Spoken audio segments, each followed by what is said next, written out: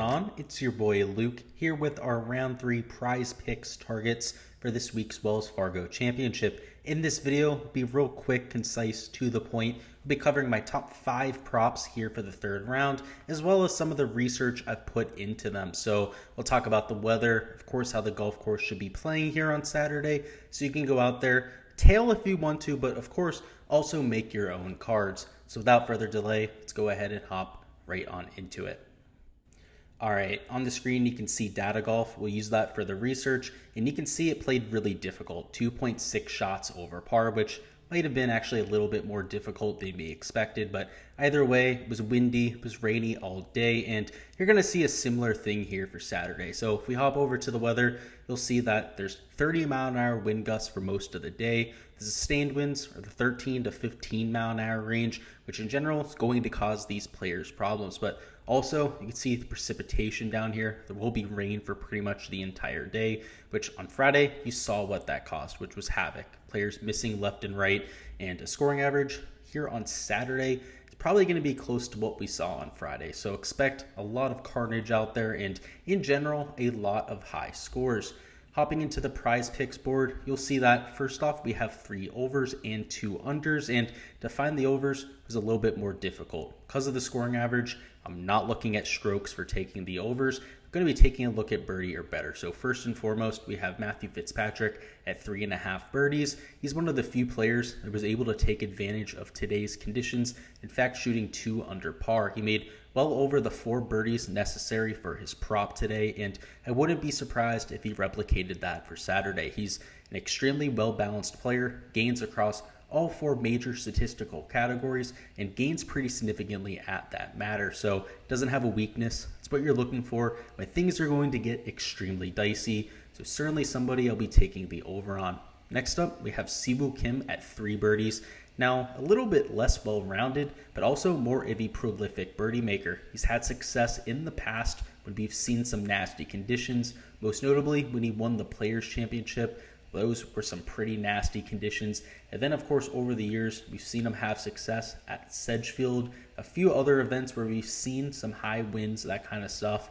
So in general, I have him projected for well over the 3 birdie mark there. And of course, because we don't have the hook like somebody like a Matt Fitzpatrick, we do have that push there in our back pocket. Lastly, we have Russell Knox at 3 birdies. And out of the 3, he's the most well known for playing well in the wind. He's from Scotland.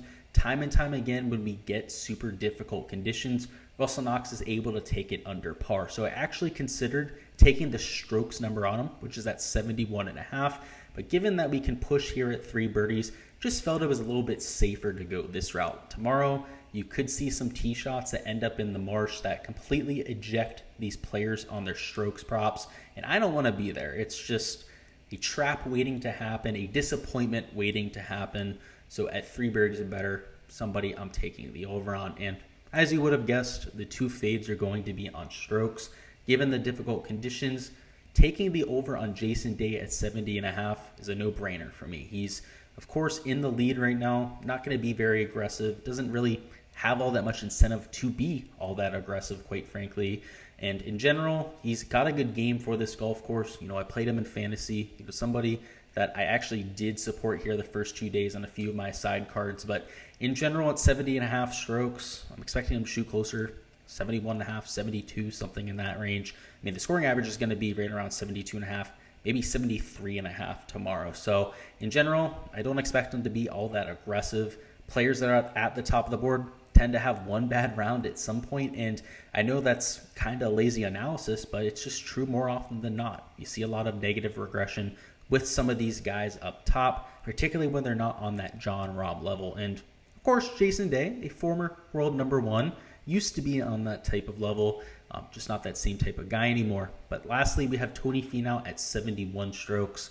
I'm over here because of his putting ability. It's not the ball striking. Ball striking has been pretty solid. He's hasn't been hitting all that many fairways. I mean, enough at this point, right? He hasn't ejected himself, but the approach play hasn't been quite as solid as we saw last week, and the putter is the even bigger red flag.